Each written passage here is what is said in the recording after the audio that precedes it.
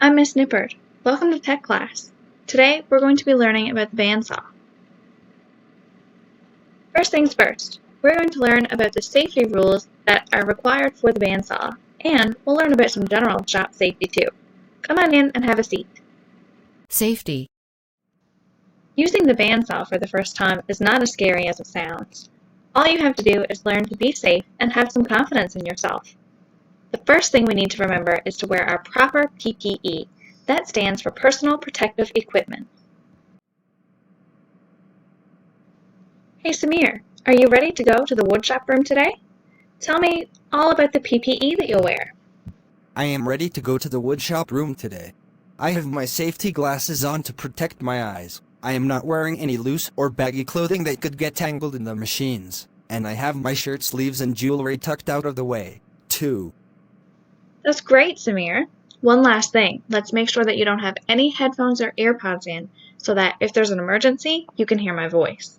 Great job getting ready with your PPE. Using the bandsaw. The first thing to remember when using the bandsaw is to always leave the machine unplugged until you're ready to use it. Then you can make sure you have your measurement on your board correct and look around the bandsaw just to make sure that there's no leftover sawdust or scraps of wood. Always have a clear table before you start. When you have things lined up, then you can plug your bandsaw in. Hey Samir, why don't you tell everyone what to do once they've plugged in their bandsaw and made sure that their table is clear and safe?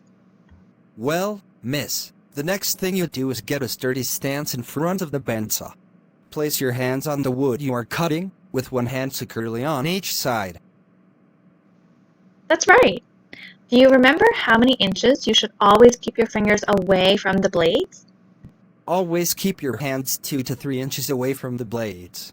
Our bandsaw is really helpful with that because there is a red painted square around the blade showing the danger zone, so you should never put your fingers inside that red space. That's right. Great job.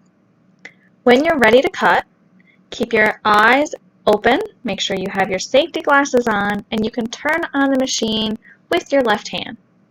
Then put your hand back onto the wood securely and glide your wood through the blade. You should never want to force your wood, just let the machine do the work. Keep your wood flat on the table with your hands, and you'll do a great job. Make sure that you push the wood all the way through the blade and outside of the red danger zone before stopping to shut off your saw. Your turn. Mini task 1. Alright, now it's your turn to try what you know. I'm going to introduce you to 3 students in this first mini tasks challenge. Tell me which one is wearing their proper PPE and ready to go to the tech lab. I'll give you a moment to have a look at each character and you decide. I'm Sally. Am I wearing the right PPE to go to the tech lab? My name is Kevin. Am I wearing the correct PPE to keep me safe in the tech lab? Hey, I'm Teddy. Am I wearing the correct personal protective equipment to go to the tech lab? Look closely. Who was wearing the PPE to go to the tech lab? Was it Sally? Was it Kevin?